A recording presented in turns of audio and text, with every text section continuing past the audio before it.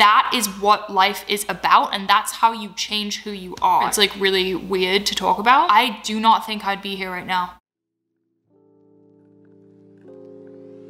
What's up guys, it's Mari. Welcome back to my channel. I have come outside today for a little bit of change in scenery. I hope the audio is okay. I have a lot of chirping birds around me, so I feel like a Snow White vibe. But I hope the wind doesn't mess up the audio or anything. I just thought it would be nice to come outside for this video. So today we are talking about mental health. May is Mental Health Awareness Month, and mental health means a ton to me. It's probably the most important topic to me. Anyone that knows me personally knows that mental health has been a big part of my life for a very long time, and now that I own 2 businesses, I really try to make sure that in the product launches we do and in the messages we send, we have mental health in the forefront of our minds. So before I get started on telling you a bit more about my mental health story, I want to let you know this Monday, May 3rd, we are having a launch of a new product that actually benefits people with depression and anxiety. I'm super excited about it. But besides that, every sale we make that day, on Monday, May 3rd, 5% of all sales, meaning any product that you buy, will be going to the Brain and Behavior Research Foundation. 100% of every donation for research goes to research. We checked out this foundation. They are super reputable, and every dollar goes to researching various mental illnesses, one of them being borderline personality disorder, which is what I am diagnosed with. But overall, it's just a fantastic foundation looking to do more research about depression, anxiety, OCD. You can check out their website. I'll leave the link below. So if you're looking to make a difference and donate to a mental health foundation, make sure you check out Bloom's website on Monday. Grab something. 5% of all sales will be going to this foundation. So we're really excited about that. Now jumping into my story. I was pretty nervous to film this. I've been kind of procrastinating it today. It's a lot to talk about. It's a heavy topic. For me, with my experience with borderline personality disorder, I kind of go through ups and downs. I have really rough patches, and then I have really great patches. So right now I happen to be on a high, and whenever I'm on a high, I don't necessarily want to dig out any, you know, rough feelings or talk about bad experiences. So I'm definitely nervous to film this video. Also, I felt like if I didn't tell you guys every detail, that it wasn't worth filming. I've just realized that that's not the case. Borderline is a really painful disorder, and I have a lot of painful experiences. So there may be some details that I don't want to include, and I think that that's okay. I'm also really bad at remembering dates, so some of this timeline may be a little bit mixed, but that's okay. You know, I can say that I remember like where I was and around what time it was, but I could never be like, in April of 2017, this happened. I'm really bad with that, so this may be a little bit all over the place, but I think for me, the most important thing is that I'm just honest, and that I can show anyone who's watching this with a mental illness, with BPD, with bipolar, with depression, that you can be successful and still have a mental illness. Or you can have a mental illness and still be successful. My life has improved dramatically. I still have borderline. Borderline does not go away. I still experience it. So I just want to show you guys that it's possible to live with it and still thrive. So let's jump in. Okay, I've actually come inside because I felt like the wind was gonna mess it up, / if I feel like people can hear me, I cannot be my most authentic self, so I'm inside now, and only Miss Lulu can hear me, who's actually been with me for most of this story. So let's talk about it. This is gonna be challenging for me. That's okay. It's worth it if it's helping you guys. Green tea. I guess I should just say the definition of borderline personality disorder, because I know not many people know what it is. Now, I'll give you guys the Google definition, and then I'll tell you from my experience what BPD is. There are a lot of misconceptions about BPD, and in the past, I know it was kind of stigmatized, like people would almost villainize people with BPD, which is really sad. I've actually read a few things online that were definitely inaccurate and made me feel really bad about myself. I remember when I was first diagnosed, there was way less information out there on BPD, and what I read was pretty upsetting. So I want to make sure that I say, having BPD does not mean you're evil. It doesn't mean you're crazy. A lot of it stems from childhood and genetics and experiences from your childhood. So let me read you the definition from online and then I'll tell you my experience. Borderline personality disorder is an illness that is characterized by marked difficulty in maintaining a stable emotional state. Sufferers experience atypically wide swings in their moods, their feelings about themselves and others, and in their behavior. These swings can be extreme and can last for days at a time. The consequences of BPD can include difficulty maintaining stable relationships, engaging in impulsive and risky behaviors, and self-harming behaviors. And there's a few symptoms: fear of abandonment, instability, impulsive behavior, self-harming, negative mood swings, feelings of emptiness, disassociation, and more. I think that was a pretty good definition. One thing that I'd heard was having BPD is like walking around with third-degree burns all the time. Any look or sentence someone says or interaction could hurt you significantly, whereas a normal person may not even register that pain at all, if that makes sense. It just means you can be significantly more emotionally sensitive than other people due to past experiences, issues with core identity, being affected more significantly than most other people can really comprehend. There's not a ton of research saying why someone may have BPD, but it looks like a lot of it comes from genetics and childhood trauma. Just wanted to give that overview before I jump in. I would say that I noticed issues with my mental health in high school. So for those of you who don't know, I see this question a lot in my comments. I moved from England, which is where I'm from. I'm from the UK, when I was 10. As a family, we moved around a significant amount. I was born in London. We then moved to Switzerland for 3 years, back to England, moved around house a lot, and then moved to New York. That was because my dad works for the United Nations, so just a kind of like unique childhood. Like I was having to adapt to different environments and feel a little bit isolated quite frequently. I was always like the new kid, and I had this weird accent and people would make fun of me at school, and I just always felt different. In New York, we moved to a town that was outside the city and was incredibly wealthy. We just happened to move there because it was close to the city for my dad, and at the time the UN actually paid for the house that we lived in. So I didn't necessarily fit in with the crowd there. It took me a really long time to make any friends, and it was a little lonely and different. So my family was like a core unit of 4, me and my sister and my mum and dad. In junior year of high school, my mum and dad divorced, which was kind of a surprise to me because they had just bought a house, but also not a surprise because my entire childhood they argued a lot. I don't want to go too much into detail about my family. I want to keep that private, but that was a big thing for me. I had a lot of feelings about that. Super sad, and then angry. You know, I think for a lot of kids it's really traumatic, but something about the way it was handled really affected me in a big way. So I remember the summer before college just having like really strong feelings about the whole situation. I was drinking a lot, going out a lot. I was a little bit like rebellious during that time, and I remember I like couldn't wait to get to college to kind of have my own life and independence and find my own friends and everything like that. So I went off to college in Philadelphia. I went to Drexel, and I had it in my head that like this was a new start for me. I wanted to make a ton of friends. I wanted to be involved and just like have my own life, because I guess my life in Scarsdale, the suburb that we lived in, I always just felt like an outsider. So going to Drexel, I went into it with a really good mindset.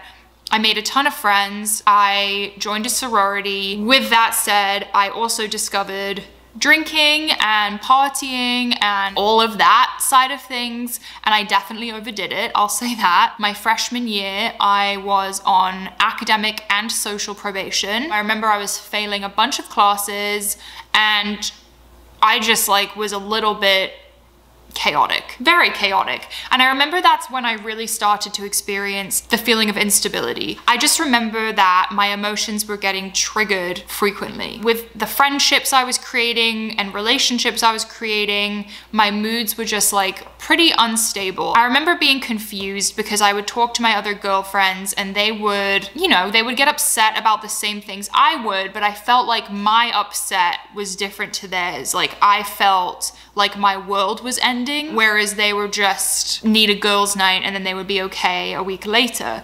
For me, the triggers were way, way worse. Another thing I should mention is that I started to see a therapist when I was 14. I was actually diagnosed with ADD when I was 14 years old. I really struggled in school with focusing, so I did an ADD test with this therapist, and I ended up just staying with her because I had a lot of family issues. So I talked to her, stayed with her through my parents' divorce, and I actually still talk to her now. So literally, I want to say, wait, hold on, I'm really bad at math. 14? I've been talking to my therapist for 13 years. So as you can imagine, it's a very unique relationship. She can remember things from my past that like I forgot. It's pretty handy. She's also like met my family and knows the ins and outs. So it's really helpful for me to have her around, but it's a super unique situation. So I was talking to my therapist throughout college. I would say like a little bit inconsistently. College, I was not the most reliable person, which is weird because now I would never miss an appointment. I'm not even a minute late for any appointment. I have meetings all day. I've never missed one. And just to think back on like the fact that I would skip therapy and not tell her, and you know, if I was going through a rough time, I would like skip therapy and just like disappear and not tell her why. You know, I was still I wasn't diagnosed with BPD yet, so I like didn't know why I had these periods of time, but now looking back, I can understand it a little bit better. But I would talk to her and we noticed that a lot of my freakouts, as I call them, basically where I'd get really, really upset and make impulsive decisions, such as drinking way too much, driving fast, like it could be anything. A lot of those things were happening when I was alone. So we noticed that I was always making sure I wasn't alone. I would go to every single party. I was always around people. I moved into my sorority house where I was constantly surrounded by my friends. I really couldn't like bear to be by myself. It was painful for me. And that was kind of the first sign that something was a little bit off. The diagnosis with BPD didn't come until a little bit later. My mental health got pretty seriously bad my junior year of college. I started seeing Greg around then. And I don't think I was at the point yet where I was like sharing this stuff with him. He started to see it, you know, pretty early on in our relationship. So he's really seen me at my worst and at my best. The drinking was really bad. It was how I was coping with, I guess, inner pain stemming from my childhood and family relationships. Again, I don't really want to talk about that. Then I actually had my very first self-harming experience when I lived in the sorority house at school, which this is the topic that I struggle with because it's obviously really serious, and I think a lot of people don't realize that that's something I struggle with. I think it's surprising to a lot of people, but I had my first self-harming experience in the sorority house. It was really scary. I remember I went and saw Greg afterwards and he was really, really scared. And that was when he said, you need to tell your therapist, we need to get you help. So I told my therapist and she set me up with a psychiatrist in Philadelphia, and that was around when my diagnosis happened with borderline personality disorder. A lot of people with borderline personality disorder self-harm, unfortunately. The emotional pain you experience with BPD is quite undescribable. It feels like you want to like rip your soul out. I know that sounds dramatic and it's difficult to even remember the pain when you feel normal, but during these kind of episodes I would have, it was so painful for me on the inside that I needed to inflict pain on the outside in order to show myself that I was real and bring myself back down to earth. Now I have other tools I use to do that. I use DBT therapy, mindfulness, and other tools to bring myself back down. But back then I had no idea what was going on. So I was either drinking excessively or I was self-harming. So that was a rough period of time. I went into my senior year and my psychiatrist had put me on a number of medications. I was on antipsychotics, antidepressants, anti-anxieties, mood stabilizers, all at once. And I was still drinking. Before I go into this topic, I am not suggesting that anyone go off their medication. I'm not suggesting anyone go on medication. I am not a licensed professional. I am just speaking about my own experience, but that was like the worst time of my life. I went completely numb. When I would drink, it was like so bad. I could have one drink and be 10 times as drunk as I ever was because of the medication. The self-harming continued and got worse and worse and worse. During this time, Greg and I even split up for a while because I was so out of control. I mean, I don't want to give too many details because this video lives forever, and you know, I remember one situation where I like smashed a window with my bare hands. I've always had a tough time explaining my BPD to people because I think people look at me and they see someone that looks normal and looks like they'd be fine. So I want to share details because I want you guys to understand how truly difficult this has been for me, and things are not always as they appear. So I had a situation where someone looked at me in a way that I didn't like because I was eating pizza. And in my head, I felt like that person was calling me fat or telling me I shouldn't be eating pizza. And I went home and I smashed a window with my bare hands. And that was a typical response for me in a situation where I was upset. So just to show you how far I've come now. So it got to the point where I was pretty sick. I was on all these medications and I was eating very, very badly. I don't think I cooked one meal for myself. It was always like pizza, food truck. It was really unhealthy food. And I gained over 60 pounds during that time. It's not like I was weighing myself, but I could physically see myself I was changing dramatically. Still drinking alcohol a lot, skipping classes every day, failing every class. I was in denial of everything. Like, I was pretending that my life was going great. Meanwhile, I was self-harming every day, wasn't going to class. And this is, by the way, my last semester of college. So I was supposed to be graduating and making a life plan. And my life was literally falling apart. So it hit the point where I was like, I need some help. I really need some help. I didn't share any of this with my dad because I was embarrassed. And it was the first time in my life I'd really like hit rock bottom, and I was embarrassed. I didn't know how to ask for help. I'm not even sure that I was talking to my therapist at the time. I was in complete denial and wasn't telling anyone about this. So eventually I went to my guidance counselor and I said, hi, I am not okay. I'm failing all my classes and I need to leave. So she said, go and take care of yourself and then you can get this degree later. So that's what I did. I dropped out of school. I called my dad and he had to come get me out of the apartment I was in because I had made the apartment into such a mess. I didn't even know what to do with myself. Like, it was so, so bad. I actually needed help to get all the trash out of there and move myself out.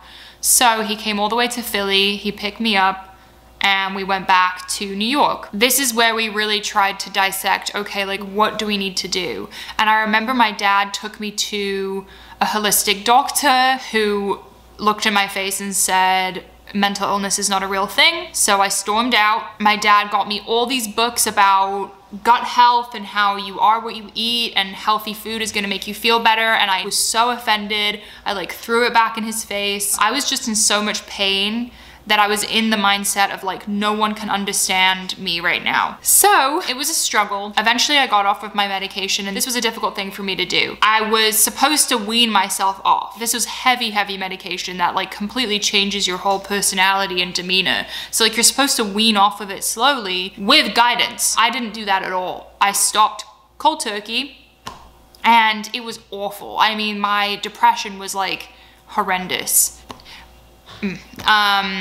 For sure, suicidal thoughts. Suicidal thoughts are a common thing with BPD, and it's definitely something I've experienced, unfortunately. I want to say that like, I'm good, I'm fine. Got off of the medication, and that's when reality really started to hit.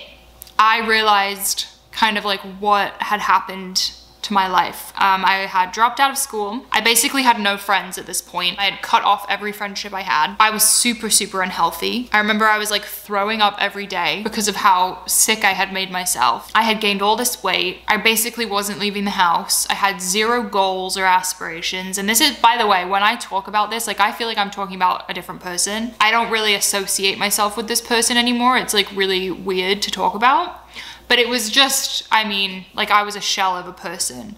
So I think just something hit when I realized how low I was. I realized that I got myself into this mess and I am going to get myself out. I'll be honest, I didn't really know where to start. It's intimidating. I didn't have a degree, didn't have a job. I was kind of a mess in general, living at home. At the time, I was dating Greg again. You know, I definitely looked up to him.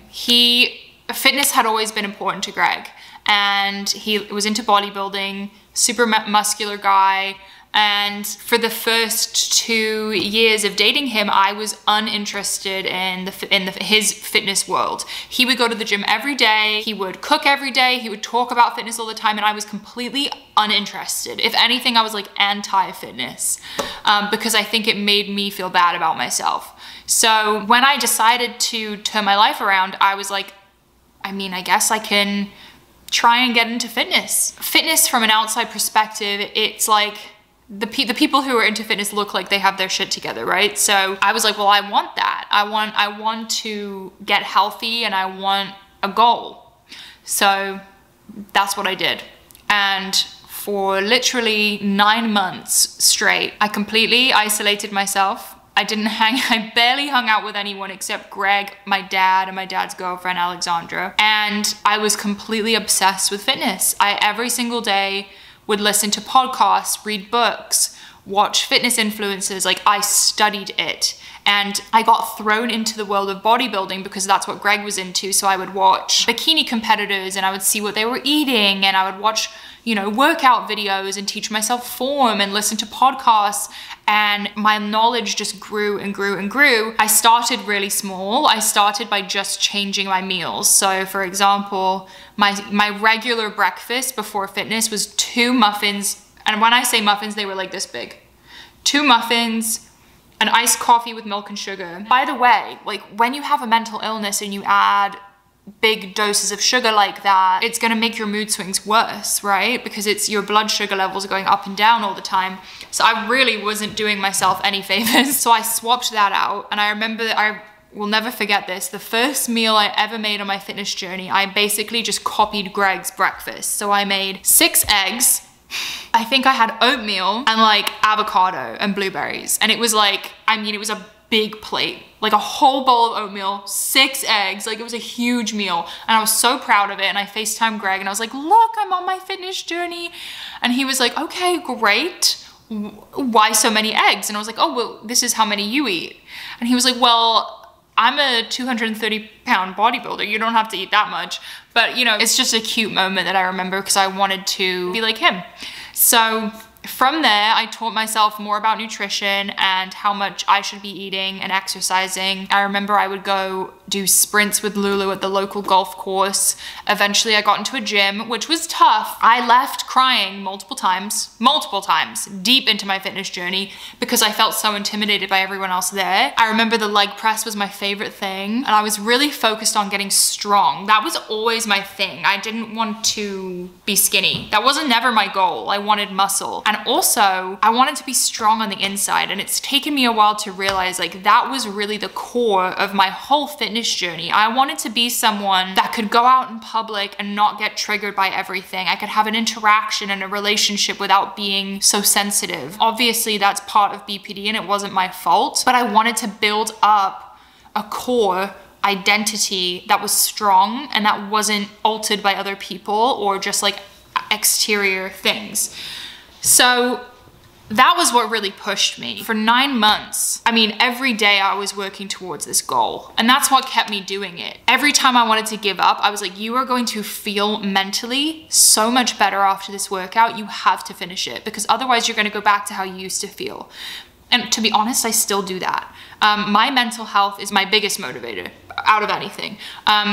Yes, I was getting healthier and losing weight, but my main focus was getting stronger as a human and being able to thrive in the real world, because with how bad my mental health was, I wasn't able to function at a normal level. I couldn't keep a job. I couldn't stay in school. I couldn't have a normal interaction. I wanted to stop self-harming. I wanted to know who I was. So that was the goal. And in 9 months, I lost 70 pounds and I literally changed who I was as a person. Like, I'm literally getting emotional right now. That's the reason I have this freaking YouTube channel. That's the reason I have a page. That's the reason I have a business, because fitness can change your freaking life. Like, I don't care what kind of fitness you're doing. Having a goal and showing yourself, like, yeah, you can do that. You can do hard shit every single day. That is what life is about, and that's how you change who you are. I'm almost grateful that I hit this rock bottom in my life, because I do not think I'd be here right now. I think I would be coasting by, being average and avoiding painful things. I literally think that. I cannot stress enough how much hitting that rough patch changed my life. Everything I learned during that fitness journey, busting my butt every single day and pushing myself to be uncomfortable, I've applied that to my career, and now I have 2 successful businesses. I mean, if you told me, like, back then when I was on the bathroom floor self-harming every day, that I would have 2 successful businesses, I would have laughed in your face. Literally, I would have laughed in your face. And by the way, I still have borderline. I still have freakouts. I mean, the last time I self-harmed was probably maybe 5 months ago. So it happens occasionally, but you know what? I don't let it determine who I am. I don't let BPD be my identity. I have borderline, and I like to talk about it because I don't think it should be a secret. I think that we should remove the stigma about talking about mental health. Everyone has something, right? Everyone has something, and I think people could easily look at my page, my businesses, my career, or even my physique and say, she has it really lucky. You know, she has it really good. I worked super, super hard to get here, and I worked super hard to not let borderline take over my life. For a long time, it took over my life. And now I actively work on it every day, along with working on my fitness, working on my business. At night, I work on my BPD. I'll show you right now. This is my workbook, the Dialectical Behavioral Therapy Skills Workbook. I've gone through this entire book at least 3 times. I did group therapy in college. I did it again when I moved home.